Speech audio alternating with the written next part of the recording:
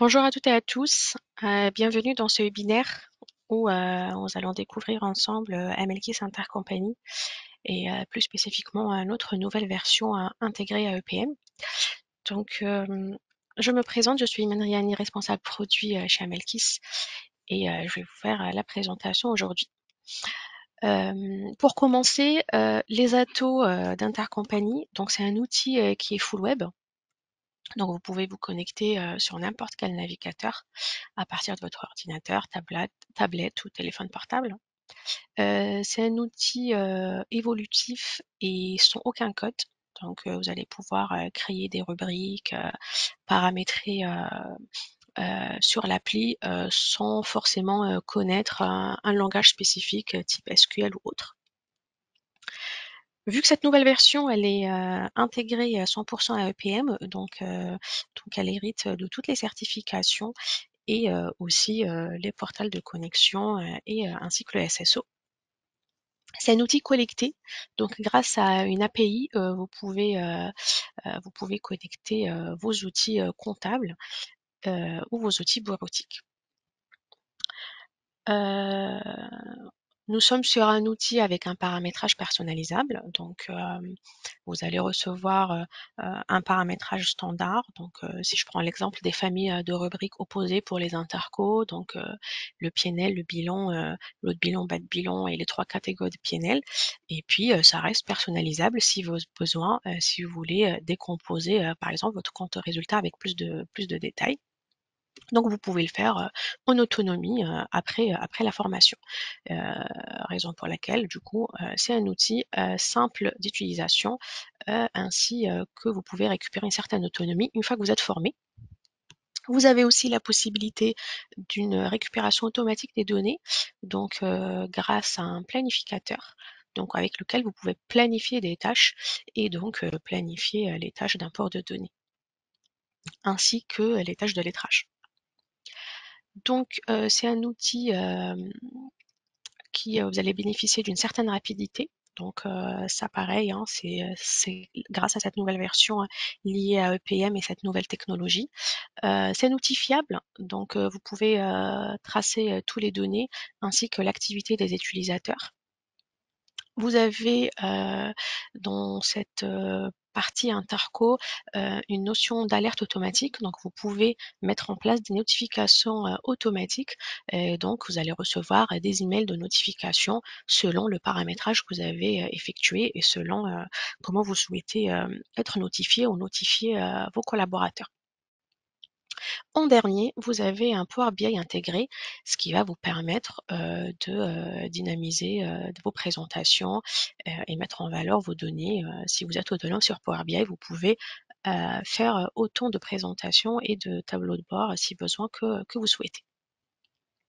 Le but principal d'Amelkis Intercompany, c'est de responsabiliser les filiales et laisser les consolideurs se concentrer sur vraiment les travaux de consolidation et donc délocaliser cette notion de rapprochement des intercos vraiment aux filiales. Ça vous permet aussi d'améliorer la qualité des données comptables au niveau des entités et donc aussi de réduire vos délais de clôture.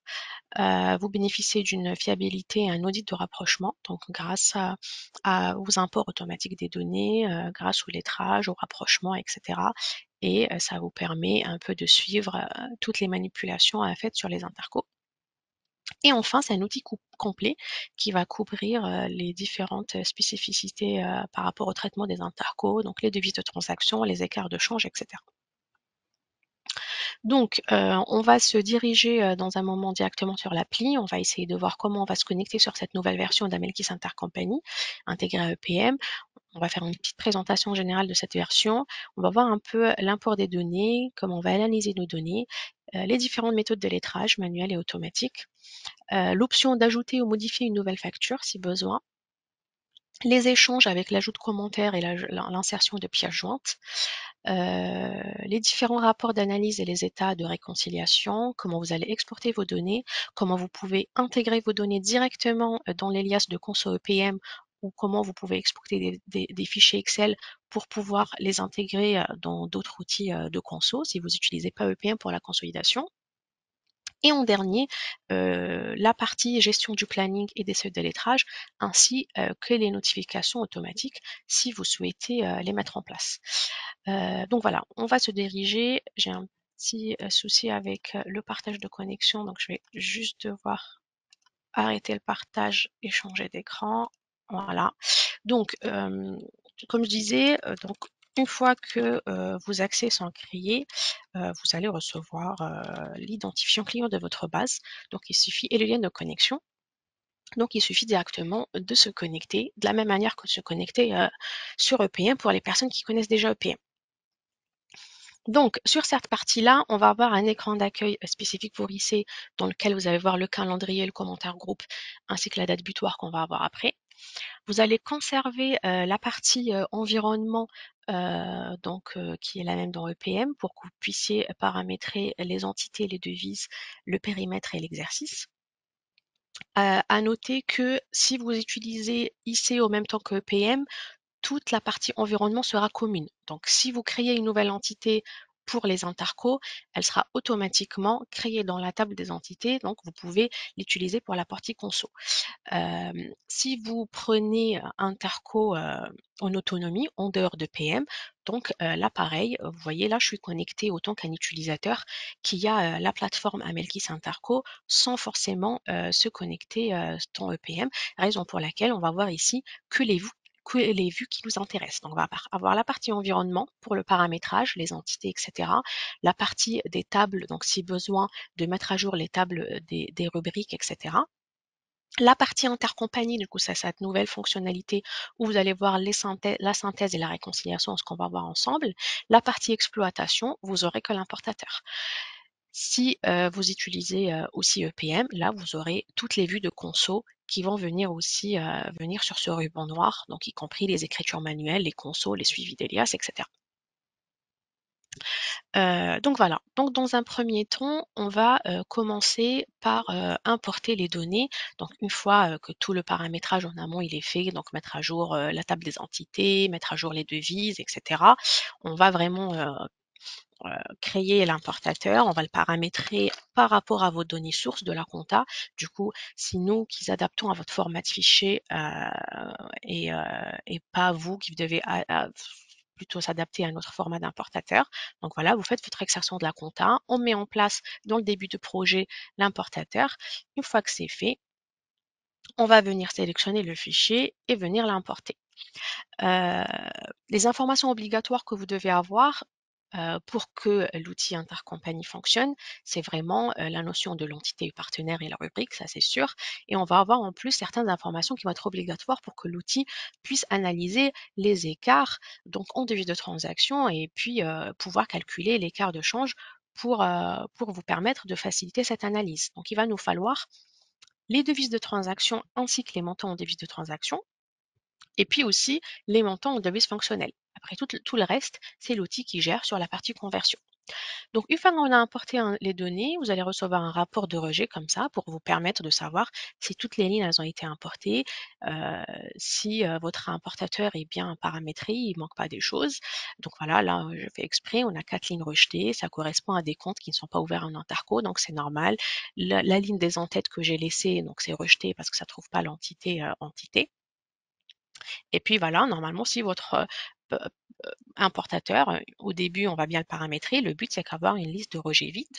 Et si un jour vous avez une liste de rejets, comme ça va attirer votre attention de se dire, ah, peut-être ce mois-ci, j'ai un nouveau compte que j'ai pas mis dans mes tables de correspondance, j'ai une nouvelle entité, une nouvelle devise de transaction. Comme ça, vous pouvez demander à la personne qui s'occupe de l'importateur de le mettre à jour. Une fois l'import effectué, on va se rediriger dans la vue synthèse. La vue synthèse, c'est quoi? En fait, c'est une synthèse globale de nos imports. Donc là, directement en temps réel, je peux savoir toutes les personnes, toutes les filiales qui ont commencé à importer des données avec le détail. Donc là, je sais que l'entité 1, elle a importé des données avec toutes ces filiales-là, etc. Donc, d'un œil extérieur, quelqu'un qui ne travaille pas, il n'est pas comptable, il a besoin de voir comment ça avance. Directement sur cet écran d'accueil, il peut voir quelle filiale a commencé à importer des données et quelle filiale n'a pas encore commencé. On va avoir en temps réel ici un statut général de réconciliation. Donc là, avec un statut vert, je sais directement que les déclarations de l'entité 1 et 4 sont identiques et que j'ai pas d'écart. Et puis je vais avoir des statuts rouges, donc ça me permet de cibler toutes les entités qui ont des écarts de déclaration. J'ai la possibilité de filtrer, donc je peux filtrer par entité partenaire, je peux filtrer aussi par critères sur les entités. Si voilà, j'ai des paliers, je veux filtrer par zone, par pays, etc. Donc ça, c'est vraiment selon le paramétrage qu'on va faire sur votre base. Et puis là, vous pouvez aussi appliquer des filtres pour voir que les couples qui ont des écarts ou sinon tous les couples qui n'ont pas d'écart. Vous avez aussi dans cette vue le détail, hein, l'import, il a été fait par qui et quand avec la date. Maintenant, pour analyser ces écarts, vous avez deux possibilités. Donc, soit vous voulez vous intéresser juste sur un couple, donc on va dire que le couple 1-2, il a un écart, donc je veux aller voir juste ce couple-là. Je vais cliquer sur la petite loupe et là, ça va me rediriger automatiquement sur la vue réconciliation en appliquant ce filtre-là. Si je veux voir tous mes couples en même temps, je peux enlever mon filtre et actualiser. Donc cette vue réconciliation, elle va me permettre de voir toutes mes réconciliations. Vous voyez ici, j'ai beaucoup moins de lignes. Pourquoi? Parce que ça ne m'intéresse pas de voir les imports entité par entité. Je vais voir mes couples vraiment une seule fois dans L500. Donc là, je vois le couple 1-2 et je ne vois pas forcément le couple de 1 parce qu'on est dans une optique de réconciliation. Donc, je vois le couple une seule fois. Donc là, je récupère les statuts que j'avais là avec un détail. Un détail avec les écarts en devise de transaction, l'écart en devise fonctionnelle, et puis l'outil, il va calculer en temps réel l'écart de change. Maintenant, de la même manière, ici, je vais avoir la possibilité de filtrer sur mes familles valides et non valides. Donc là, je sais que je dois me concentrer vraiment sur ces couples-là, et tous ces couples-là, ils sont déjà bons. On va redescendre l'analyse. J'ai un écart de 15 200 sur mon couple 1-2. J'ai besoin quand même d'analyser mes écarts. Là, je vais avoir le détail des écarts sur les différentes devises ainsi que les écarts de change par famille de comptes. Donc là, on a un paramétrage standard avec les 5 familles de comptes standards. Donc l'eau de bilan, le bas de bilan, actif-passif, et puis les charges et produits, exploitation, financier et exceptionnel. Donc là, l'outil va vous donner les écarts par famille. Donc là, je sais que sur les deux déclarations, certes, le couple, il n'est pas valide. Par contre, je sais que sur la partie charge d'exploitation, produit d'exploitation, on a les mêmes déclarations. Sur la partie bas de bilan, j'ai 50 euros, j'ai 50,62 montant en devise de transaction, ça peut être l'euro, ça peut être autre chose, d'écart. C'est le même écart que j'ai en devise fonctionnelle. Donc là, vu que c'est un écart de déclaration, l'outil considère que c'est un 100% un écart de déclaration, donc il ne calcule pas d'écart de change. Maintenant, pour aller plus en détail et pouvoir analyser ces écarts, on peut cliquer par exemple ici sur une famille pour aller voir les différentes factures ainsi que l'écart. L'outil ici, en temps réel, il peut vous aider à calculer. En cliquant là, mon écart, il va changer. Mais en général, avant d'aller analyser les écarts, je vais dire, OK, avant d'aller chercher plus loin, je vais quand même profiter d'une fonction qui existe qui s'appelle le lettrage. Cette fonction de lettrage, en fait, c'est des lettrages automatiques qui me permettent déjà de cibler toutes les factures identiques. Donc là, par exemple, certes, j'ai une paire où j'ai un écart, mais avant d'aller analyser l'ensemble des factures, je vais déjà lancer un lettrage. Comme ça, je vais analyser que les factures que l'outil n'arrive pas à lettrer automatiquement parce qu'elles sont différentes. Ici, vous avez plusieurs façons de lettrage qui sont cumulatifs. Donc, je peux lettrer avec numéro de facture, montant et date de facture. Je peux lettrer avec numéro de facture, montant et date de paiement. Vous allez voir, si j'ai d'autres factures qui acceptent ce critère, l'outil, il va encore les lettrer. Je peux lettrer juste avec le numéro de facture et le montant. Vous pouvez lettrer avec le montant et la date de facture. Si vous n'avez pas cette notion de numéro de facture, là, je vois qu'il a lettré encore plus. Si vous utilisez le numéro de commande que vous avez extrait de la compta, vous pouvez aussi l'utiliser là pour lettrer, etc. Vous avez, si vous avez des dimensions analytiques, etc. Donc là, une fois que j'ai lancé mes lettrages, je peux rentrer dans ma famille et puis je vais dire, OK, sur l'écart que j'ai de 250, j'ai quand même 12 factures lettrées. Il me reste que 5 factures non lettrées. Les factures lettrées, l'outil, il va me mettre un code pour lettrage automatique. Ça me permet de cibler les différentes factures. Maintenant, je vais me concentrer sur les factures non lettrées et je sais qu'il me reste ces factures-là. Là, je vois que cette facture-là de 1200, elle a été splittée. Par contre, c'est pas le même numéro de facture. Donc, l'outil, il n'a pas pu la lettrer en automatique, mais je peux quand même la lettrer en lettrage manuel vu que ça me fait 0. Donc, il suffit juste de lettrer ici le lettrage manuel. Et là, ça va mettre un code M dans la colonne lettrage manuel. De la même manière, vous avez la possibilité de lettrer des écarts liés à la TVA, la production immobilisée ou règlement partiel, si c'est le cas. Et donc, vous allez avoir un code à part. Si vous vous êtes trompé sur un lettrage, vous pouvez délettrer par code ou un délettrage global. On prend maintenant le cas où il me reste un écart, donc c'est un écart de 250 et je me rends compte que finalement, je me suis trompée dans la compta. J'ai saisi 45 250 ou les 45 000. Hein. Bon, ça, le cas, il n'est pas vraiment réel, mais souvent, voilà, je saisis un zéro en plus, j'ai mis 1000 au lieu de mettre 100. Au lieu de mettre à zéro, refaire l'import, je vais dire, OK, là, je suis sûre de mon écart, de mon erreur, je vais la corriger directement. Donc, il suffit de double-cliquer ici sur la facture et venir modifier le montant. Donc là, je vais me dire, OK, mon montant en devise de transaction et mon montant en devise locale est de 45 000. Je sauvegarde, il va recalculer le montant converti et là, j'ai apporté directement une correction sur ma facture. Je vais avoir un statut différent, facture modifiée et comme ça, si je relance le lettrage, là, je vois que c'est le même numéro de facture. Si je relance mon lettrage avec numéro de facture et montant, cette facture-là, elle va être lettrée. Et il faut dire que derrière, vous allez avoir une traçabilité par audit sur toutes les modifications manuelles que vous avez effectuées. Donc là, vous allez conserver les 45 250 dans les données d'origine, donc ça sera dans un lien 00. Les 250, ils vont être, moins 250, ils vont être dans un audit à part un lien 01. Et donc, la somme de ces deux audits, ça vous fera votre 45 000. Donc, vous ne perdez pas la traçabilité, vous écrasez pas les données importées, vous avez toujours conservé quand même cette notion. Si besoin d'ajouter une nouvelle facture, vous avez toujours la possibilité de le faire. Donc, pareil, hein, vous devez cliquer sur n'importe quelle facture. Au moment où vous changez, là, j'essaie de modifier une facture lettrée, elle n'accepte pas. Vous pouvez, si vous modifiez autre chose que le montant, là, vous allez créer une nouvelle facture qui va s'appeler une facture d'ajustement. Donc là, je vais délettrer le M4. J'exécute. Donc, si j'ai besoin d'ajouter une nouvelle facture, je vais me remettre là et je vais changer mon numéro de facture. Hein, supposons que j'ai une autre facture, hein, je sais pas, je vais dire n'importe quoi, qui fait 100. Là, dans mon cas, c'est pas le cas, il n'y a aucune facture qui manque, mais voilà.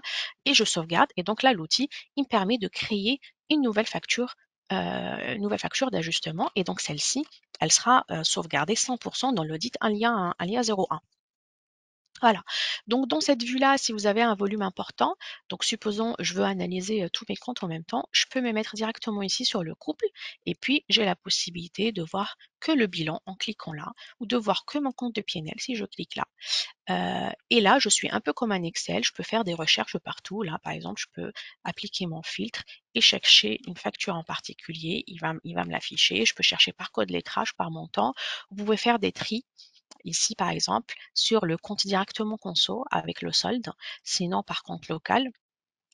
Et pareil, en temps réel sur les factures non lettrées, l'outil, il va calculer ici en temps réel votre écart en devise de transaction pour vous permettre de lettrer manuellement si votre écart il fait 0.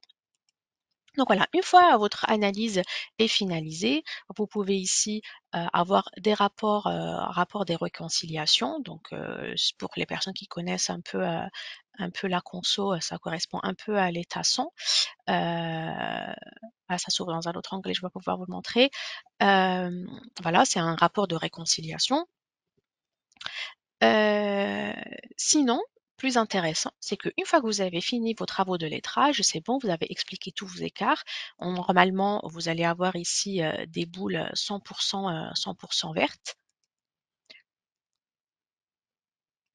Donc, c'est bon, vous avez fini l'analyse. On va revenir dans la vue synthèse et vous allez pouvoir intégrer les données directement dans EPM. Donc, si vous utilisez EPM pour la conso, vous allez choisir cette notion intégration des données Vous avez le choix, est-ce que vous voulez prendre en compte toutes les modifications manuelles ou pas? Donc là, si je veux pas, j'ai pas besoin de cocher. Si je veux les intégrer, j'ai deux choix. Soit je dis, OK, je veux récupérer tous les ajustements en les laissant dans un alias 01. Donc dans l'alias, je vais avoir mes modifications dans alias 01. Ou sinon, je dis, je veux récupérer mes modifications mais je veux les intégrer dans mon audit 1 lien 00. Donc là, réellement, visuellement, ce que je vois dans la réconciliation, je vais le récupérer dans mon social directement dans mon audit social sur le 1 lien 00. Si je suis dans le cas où j'utilise un autre outil pour la conso, vous pouvez faire des exports Excel, donc juste avec les comptes conso ou avec les comptes sociaux et vous exécutez, vous allez avoir un rapport Excel, un fichier plat Excel qui va vous permettre après de l'intégrer sur un autre outil de conso si vous n'utilisez pas EPM. L'intégration automatiquement vers EPM, ça va alimenter dans votre suivi d'Elias tous les états interco qui sont dans votre liasse de conso. Voilà, donc ça c'est vraiment pour la partie interco. Vous avez la possibilité aussi d'ajouter des commentaires ou des pièces jointes. Donc ici, il suffit de faire un clic droit pour ajouter des fichiers. Dans la vue réconciliation, vous pouvez ajouter des commentaires soit au couple, soit directement à la facture. Ça peut créer une discussion aussi instantanée si besoin et vous pouvez aussi être notifié par rapport à tout cet échange. Pour aller un peu plus loin, si vous voulez un peu organiser le travail des intercos, en fait, vous avez dans la vue exercice ici, la possibilité de mettre en place un planning. Donc là, par exemple, je suis sur la conso de août, je vais dire, je veux que vous travaillez sur la réconciliation du 13 au 16 août, par exemple.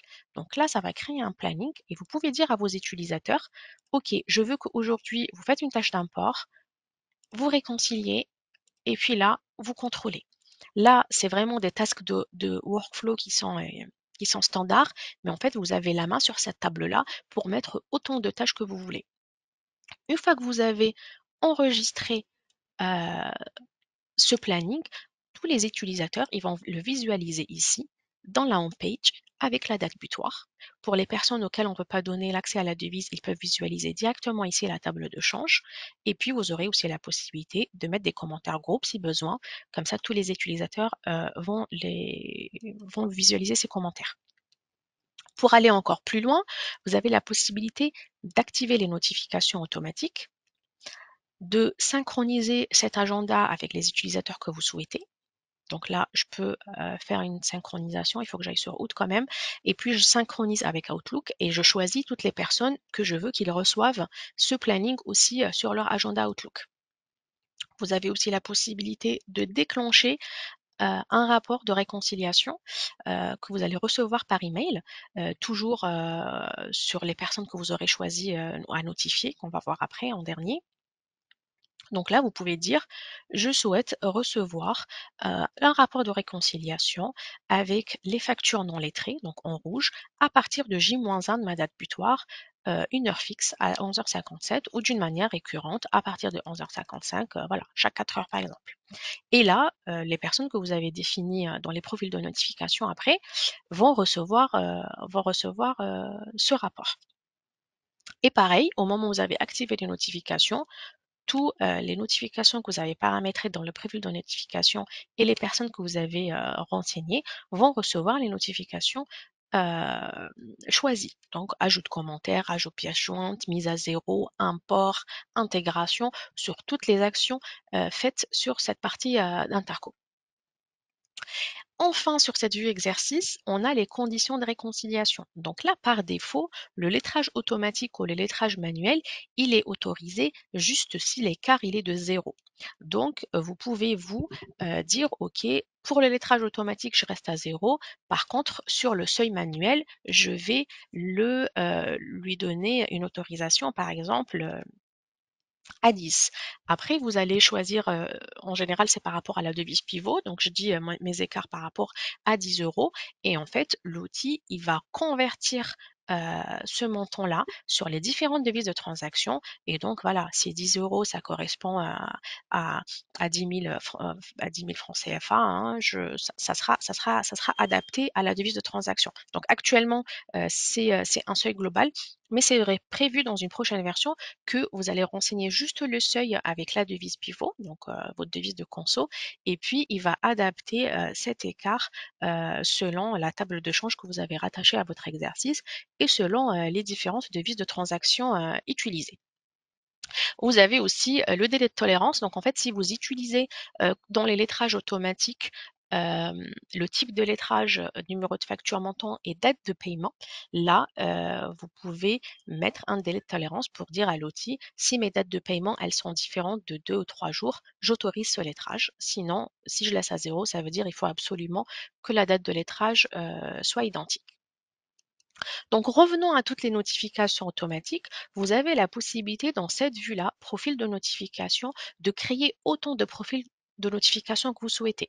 Donc, par exemple, je crée un profil notification que j'ai appelé admin, auquel je veux notifier sur toutes les tâches. Je crée un autre où je dis je veux notifier les personnes rattachées à ce profil juste pour le rapport de réconciliation, l'import et les mises à zéro. Donc là, selon vos besoins, vous allez paramétrer plusieurs profils de notification. Une fois que tous les profils de notification sont paramétrés, vous allez dans la vue contact et vous créez toutes les personnes que vous souhaitez contacter pour, pas vraiment contacter, que vous souhaitez notifier. Donc, vous allez créer autant de personnes que vous voulez, même si ces personnes-là ne travaillent pas sur IC, ne travaillent pas sur EPM, n'utilisent pas du tout cette plateforme. Il suffit juste de les utiliser en renseignant un nom, un prénom, leur donner un profil de notification pour dire sur quelle action je souhaite les notifier, leur donner des droits, supposons, voilà, cette personne, je veux la notifier juste sur les actions effectuées sur l'entité 1 des 3. Donc là, ça va appliquer des restrictions. Du coup, si la mise à zéro, si le lettrage, il touche ces entités-là, en entité ou en partenaire, les personnes vont être notifiées. Sinon, ils recevront aucune notification. Donc ça, c'est vraiment pour cette partie-là. Et en dernier, vous avez différents exports. Donc à partir de la vue synthèse, comme je vous ai montré tout à l'heure, vous avez la possibilité d'exporter des Excel. Vous avez aussi ici, dans l'export, une partie différents types d'export. Donc, vous pouvez exporter directement avec que les comptes conso. Vous pouvez ajouter un détail, donc rajouter en plus les comptes conso en appliquant les filtres que vous souhaitez sur les reporting, les entités, les rubriques, etc. Et en dernier, un export très fin. Ça correspond un peu à vos données importées. Donc, avec toujours la possibilité de filtrer sur le couple que vous voulez, la période que vous voulez, avec le détail à la facture. Donc là, vous pouvez générer des Excel, des CSV, des TXT. Donc si vous utilisez un autre outil de conso, vous pouvez extraire directement vos intercolas selon le détail que vous souhaitez pour pouvoir les intégrer dans votre outil de conso. Ou sinon, pareil, hein, si vous avez des écarts, vous pouvez utiliser tous ces exports-là. Ça va générer des Excel pour pouvoir analyser vos écarts sur Excel, hein, si besoin de faire des TCD ou des filtres, etc. Donc, vous avez ça. Puis en dernier, vous allez avoir Power BI. Donc, si vous décidez de le prendre, on a prévu de faire certains états Power BI un peu standard pour tous les clients, mais après, selon le besoin, vous pouvez personnaliser vos rapports. Donc voilà pour la démo d'aujourd'hui. Si cette démo voilà, vous intéresse, vous avez d'autres questions sur notre solution Amelkis Intercompany, n'hésitez pas n'hésitez pas à nous contacter. Et puis, je vais juste me remettre sur le bon écran. Voilà. N'hésitez pas à nous contacter. Vous avez ici l'adresse mail. Donc, je vous remercie pour votre attention. Et puis, je vous dis à très bientôt sur d'autres webinaires. Merci beaucoup. Au revoir.